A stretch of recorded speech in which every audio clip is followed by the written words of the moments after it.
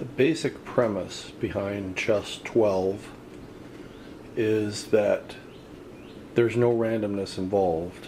Unlike Chess 960 or Chess 480, the pieces, their position is chosen by the players, not by computers. And the process of doing this is part of the game, becomes part of the strategy. So here, in order to start learning ChessTwelve, you have to begin with Chess 2. Right? And Chess 2 is simply positional changes as chosen by the players. So white, as always, gets to go first, and the white player then gets to choose where the white king goes.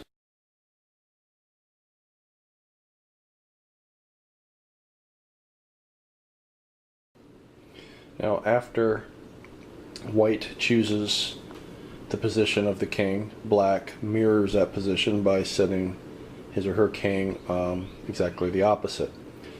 Then it is black's turn. Black chooses where the queen goes.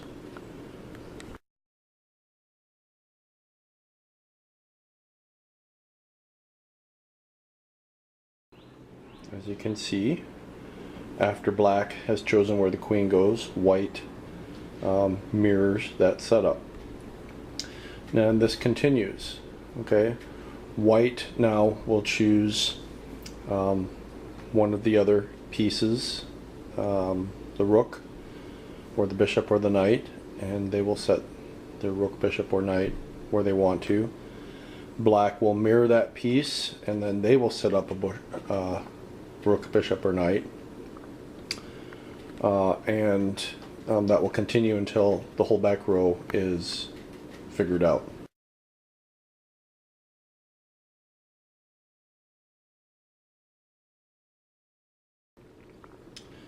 So as you see here, this is the setup as it was continued. I didn't pick any particular order as I set them up, but alternating between white and black, the players themselves choose where the pieces go. And a couple of things to keep in mind. First off, the pawns in Chess 2 always take the second and seventh row. That doesn't change. That will change in another future chess variation, Chess 4. The number of rooks, bishops, and knights does not change. That will change in Chess 3. You'll have the opportunity to change the number of rooks or bishops. Now, this also has an advantage, if you call it an advantage, over Chess 960 or Chess 480, in that there aren't any restrictions as to where your bishops go, where your knights go, or you don't have to have your king between the two rooks in order to castle. This, however, does make it necessary to come up with some different castling rules, and I will show those here right now.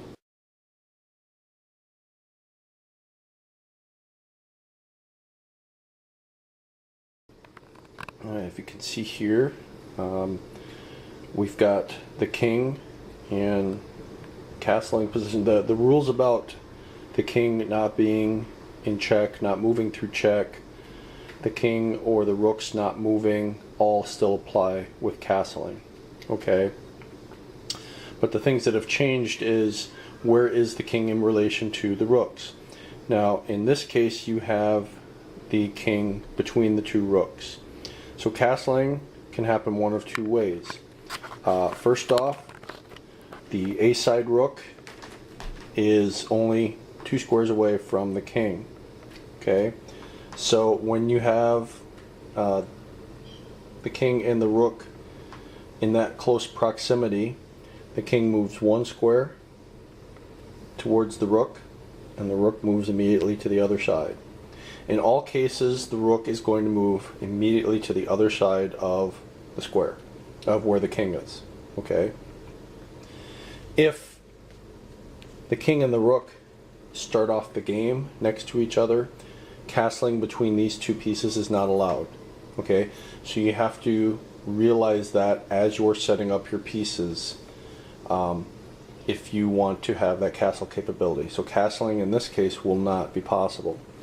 Castling on the H side, okay, so for times when the rook is 3 or more squares away, the king will move 2 squares towards the rook, and again the rook will move to the other side. Okay, so that is those are the 3 possibilities. All right, when the king and the rook are next to each other, no castling is possible. When they are 1 away, the king moves 1 square towards the rook goes on the other side. When the king is and the rook are more than 2 squares away, then the king moves 2 squares towards the rook. Okay, so those are the castling rules. Now, if you had a situation where the king is on one side and the 2 rooks are on the other, the king is not allowed to castle with the far rook. Okay, the king is only allowed to castle with the rook that is nearby. Okay, so not too difficult with the castling rules, just a couple extra things to remember. And you really have to understand that as you're setting up, and that's part of the setup strategy. Okay, do you want the capability to castle with both rooks? Then you have to set up your king and your rooks appropriately. All right. Okay. Essentially, that's it for chess 2. The beauty of chess 2, you don't need any extra pieces. You got a regular chess set, and once again, it's the people playing that set up the pieces. It's the people playing that determine how the game is going to look at the beginning. Okay, and once again, that is part of the strategy of the game.